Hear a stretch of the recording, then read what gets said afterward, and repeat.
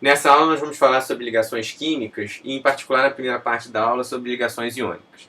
Então, primeiro, observe que até aqui no curso a gente em nenhum momento se preocupou com a estrutura detalhada do sólido.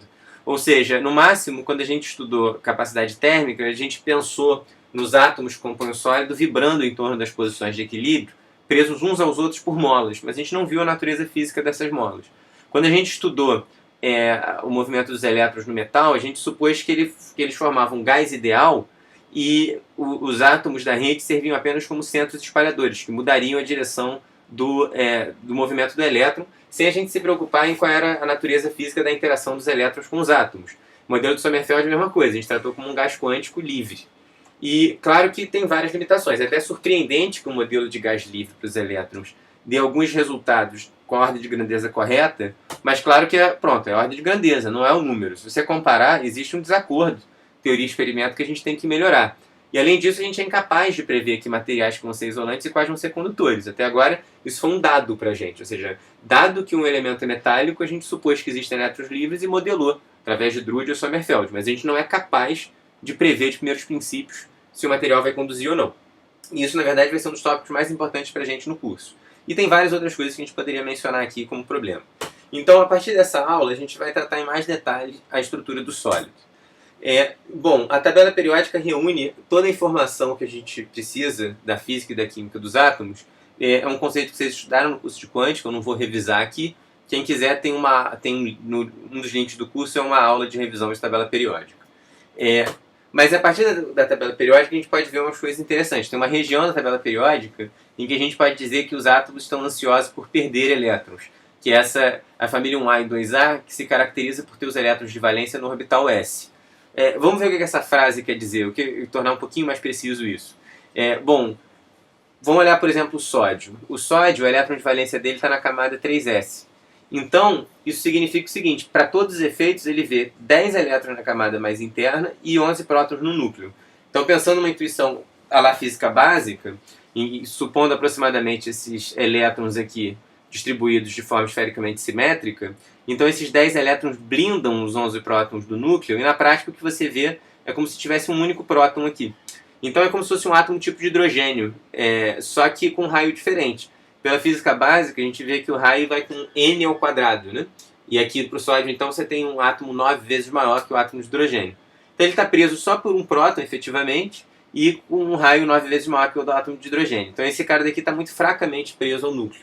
Então é isso que a gente quer dizer com ansioso por perder, ou seja, toma cuidado com a frase, porque é claro que uma vez que o elétron está ligado ao átomo, você sempre tem que dar energia para retirar o elétron do átomo. Você sempre tem que pagar por isso. Só que para elementos aqui da família 1A e 2A, eu espero que eu tenha que pagar pouco.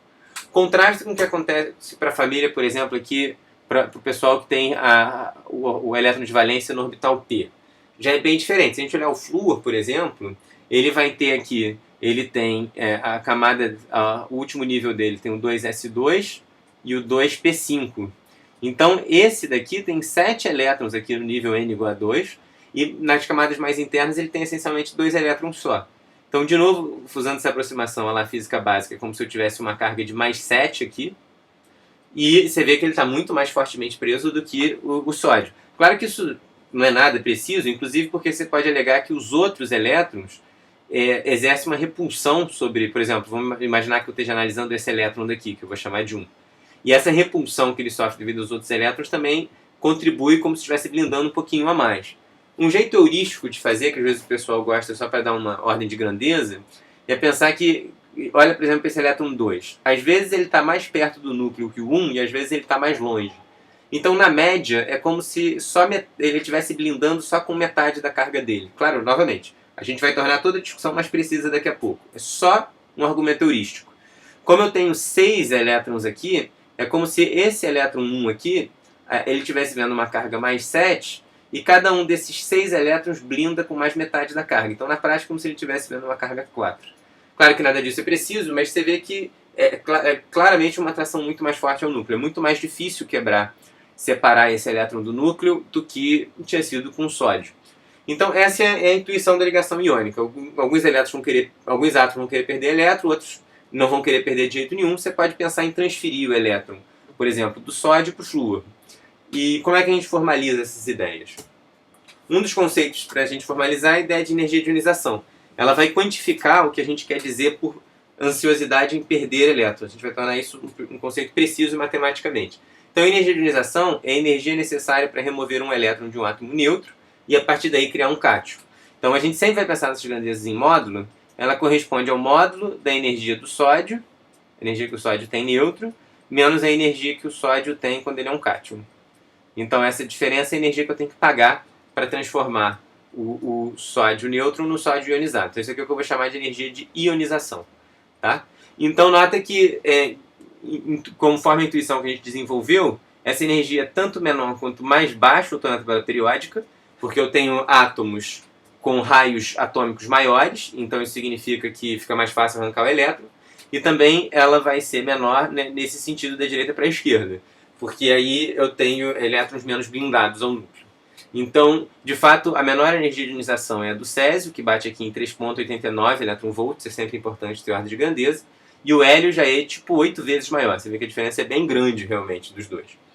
Agora, como é que a gente quantifica quanto que o átomo quer ganhar elétrons? Através do conceito de afinidade eletrônica. Então ele vai medir qual é o ganho de energia que você tem quando você acrescenta um elétron a um átomo nêutron para criar um ânion. Então nota que aqui você ganha energia, porque o elétron vai entrar no estado de energia negativa, porque ele vai ser atraído pelo próton, que está lá no núcleo. Então essa afinidade eletrônica ela vai ser dada justamente pela diferença de energia entre, por exemplo, aqui no caso do cloro, né, o átomo nêutron e o ânion, entre você acrescentar um elétron. A gente sempre vai pensar essas grandezas em módulo. Então essa daqui é a energia de afinidade eletrônica. Então, novamente, essa energia vai ser agora ao contrário da outra. Então, em particular, você vê que ela é bem alta aqui para o cloro, vale 3,62 elétron-volts. E ao contrário da energia de ionização, em certos casos, a afinidade eletrônica não está definida. Todos esses elementos aqui ela não está definida. Porque o problema é que, quando você acrescenta um elétron no átomo, vai ter repulsão com os outros elétrons. Se a repulsão ganhar da atração do núcleo, significa que não é vantajoso energeticamente você acrescentar um elétron. Então esse ânion seria instável, ele não vai se formar. Então na prática só certos compostos vão poder receber elétrons. Agora, nota uma coisa interessante.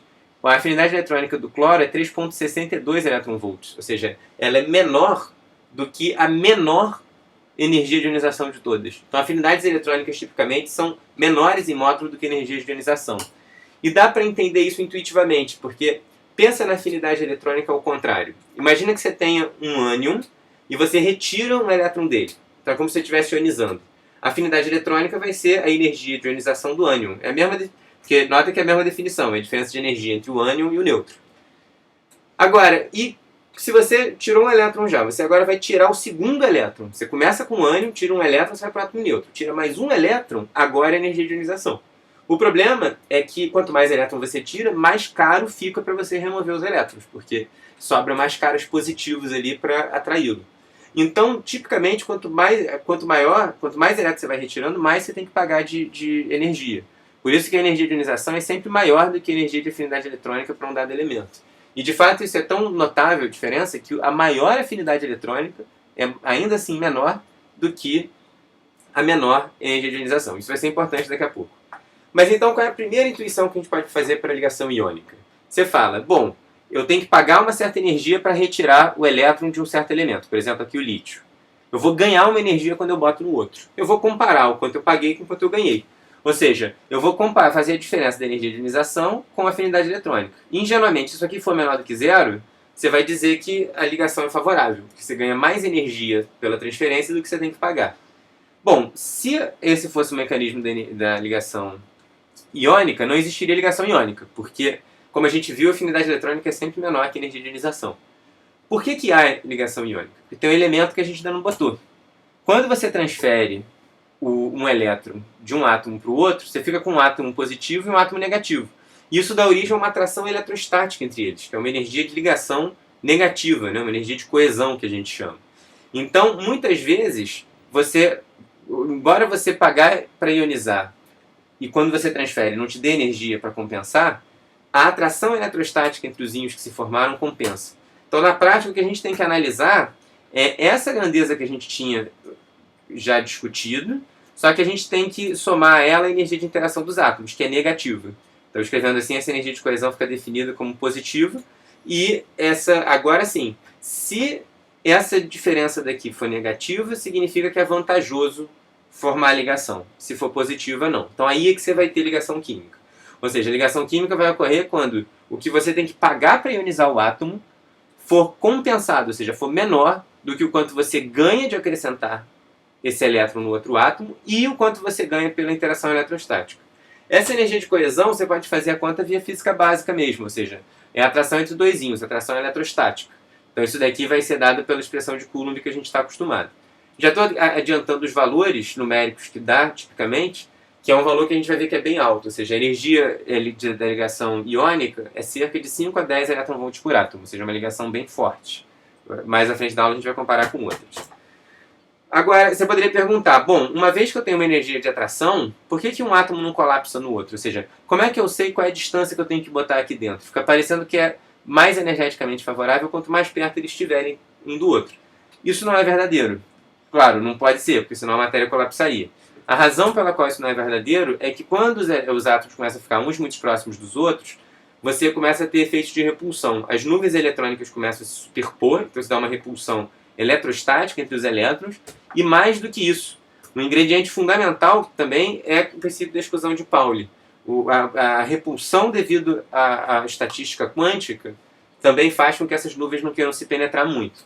E dá para botar numericamente e ver que isso é um fator importante no cálculo. Um dos exercícios da lista é vocês verificarem isso. Então a ideia é, quando os átomos estão distantes, eles se atraem tipo Coulomb. Quando eles estão muito perto, tem uma repulsão. Vai ter uma distância ótima, que vocês vão, depois a gente vai ver melhor como calcula, mas que para o caso do cloreto de sódio é cerca de 0,2 nanômetros, tá? Então essa aqui é uma curva típica que aparece em muitas e muitas e muitas ligações, que a gente vai ver depois em outros contextos. Nota que essa linha tracejada aqui é a diferença entre a energia de ionização do sódio e a eletronegatividade do cloro, que é a afinidade eletrônica. E você vê que se fosse só por uma transferência de elétrons, sem levar em conta a eletrostática, a energia ia ser positiva e não ia formar nunca a ligação química. Tá? Então a relevância do princípio de exclusão de Pauli é muito grande. Vou botar aqui uma frase muito bonita do Ehrenfest, pausem o vídeo para vê-la, é uma frase bem legal. Bom, agora como é que a gente calcula a coesão do sólido como um todo? A gente aprendeu a calcular a energia de interação entre dois átomos. Para fazer o cálculo total do sólido, a gente tem que saber como é que os átomos estão distribuídos. Um exemplo, no caso do átomo unidimensional, num cristal unidimensional, é a gente pensar que a gente tem cátions e ânions que vão se alternando separados por uma distância azinha. Então isso aqui seria um modelo 1D, por exemplo, que acontece no cloreto de sódio, né? Que a gente tem ali também alternância entre cargas positivas e negativas. Como é que a gente calcularia aqui a energia do sólido? Bom, a energia de 1 com 2 a gente já viu como calcula, tá? E aqui nesse caso vai ser uma energia negativa, porque o Q1 e o Q2 têm sinais diferentes, e A é a distância entre eles. O 1 e o 3 vai ser a mesma coisa, só que agora vai ser positivo, e embaixo vai ser 2A. Então se a gente for somando, a gente chega nessa série daqui. Então para a gente determinar a energia de coesão, a gente tem que saber calcular essa série. Bom, é interessante observar o seguinte, essa série é exatamente a expansão em Taylor do logaritmo natural de 2, como vocês veem no curso de cálculo.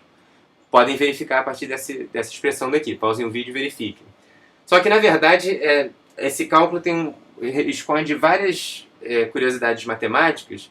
Em particular, tem maneiras diferentes de você escrever esse somatório que dão resultados diferentes. Então, pausem o vídeo e se convençam que esse somatório daqui, ele também pode dar metade do logaritmo natural de 2. Ou seja, isso é o que os matemáticos chamam de série condicionalmente convergente, que é um jeito pomposo de dizer que a série não converge. Ou seja, dependendo da maneira como você soma, dá resultados diferentes. Fisicamente isso não é um problema, porque o sólido é finito. Então quando você soma finitos termos, isso nunca dá problema. Mas mesmo somando infinitos termos, tem como fazer essa série ter significado através do conceito de extensão analítica. Então, depois que a gente tiver curiosidade, me pergunta melhor. Isso aqui fica como um comentário extra, a gente não vai usar isso no curso. Mas é só para vocês verem que às vezes, mesmo em cálculos de matéria condensada, aparecem sutilezas matemáticas interessantes. Então, para finalizar essa primeira parte da aula, vamos comentar algumas propriedades dos sólidos iônicos. Primeiro, como a gente viu, uma ligação que tipicamente ocorre entre elementos da família 1A, 2A, com elementos da família tipicamente 6A, 7A. Está aqui a imagem do cloreto de sódio. Então, aqui um cristal bem bonito de sal, né? Embora não seja essa forma que a gente está acostumado a vê-lo. Na realidade, esses sólidos são bem duros. A gente comentou uma ligação eletrostática, então é uma ligação bem forte. Isso faz com que eles tenham altíssimas temperaturas de fusão. O cloreto de sódio é da ordem de 800 graus Celsius, que é uma temperatura bem mais alta que muitos sólidos. Mas esses sólidos eles são também muito quebradiços, então não pode confundir dureza com o fato de ser ou não quebradiço. Quebradiço tem a ver com o seguinte, ou seja, dado que você deformou o sólido, então para você conseguir deformar, para você conseguir mudar a posição dos átomos, se o material é duro, você tem que fazer muita força. Aí entra a questão da dureza. Mas uma vez que você deformou, a pergunta é, quando que ele vai quebrar? O quanto que você consegue deformar antes dele espatifar? E os sólidos iônicos, você consegue muito pouco. Eles são tão quebradiços que, em geral, a gente não vê eles como aqueles cristais bonitos. A gente costuma ver dessa forma aqui, nesse manto de grão. Tá? E isso tem a ver com o fato da maneira como eles estão arrumados microscopicamente, que a gente tem cargas positivas e negativas alternadas. Então, se você tentar deslocar essa carga positiva, você vai fazer com que ela deixe de estar próxima a uma carga negativa e comece a se aproximar de cargas positivas. E isso dá uma repulsão eletrostática tão forte que é mais vantajoso energeticamente espatifar o sólido do que mantê-lo. Além disso, são tipicamente sólidos poucos densos, porque você tem que ficar coordenando aqui de botar só elementos de carga oposta próximo a você. Então aqui, por exemplo, se você olhar para um átomo vermelho, os 6 vizinhos mais próximos dele são azuis. Ele tem 6 primeiros vizinhos e os 6 são de cargas opostas. Aqui é o número de coordenação dele, que a gente chama. Então esse daqui tem 6. Outros podem ter um número um pouquinho diferente. Esse daqui tem Z igual a 8, mas tipicamente você não consegue empacotar tão bem. Lá na frente a gente vai ver que com metais a gente consegue ter um Z maior do que 8. Tá? E aqui tem ainda um outro exemplo, quer dizer, o número de primeiros vizinhos não precisa ser o mesmo para cada um deles, mas tudo isso a gente vai estudar melhor mais para frente. Em geral, eles são transparentes, a gente vai entender mais para frente no curso por que isso acontece, os primeiros princípios, mas em geral eles são transparentes, isso está ligado com o fato da ligação ser muito forte, mas algumas vezes eles podem ter cor, desde que se adicione impurezas, algo que também a gente vai entender melhor mais para frente. Por fim, eles se dissolvem bem na água e aí você fica com íons. Então, quando você tem uma solução aquosa de cristais iônicos, ela em geral conduz, mas a condução não é por elétrons se movendo, mas sim por íons. Você tem um transporte, uma condução iônica, que a gente diz. O cristal de cozinha, sem estar dissolvido, ele é isolante. Os sólidos iônicos em geral são isolantes. A gente vai aprender a ver isso melhor ao longo do curso, porque isso acontece. Uma intuição no ensino médio, porque eles não têm nenhum elétron livre. Então, ou seja, o cloro recebeu um elétron do sódio e pronto, acabou. Não ficou nenhum elétron passeando. Tá? Depois a gente vai entender isso melhor. Por fim, nota que em toda a nossa discussão de sólidos iônicos a gente não usou quântico em lugar nenhum. Tá? Isso vai ser diferente para a próxima ligação, que a gente vai explicitamente precisar falar na quântica. Então, isso encerra a primeira parte da nossa aula.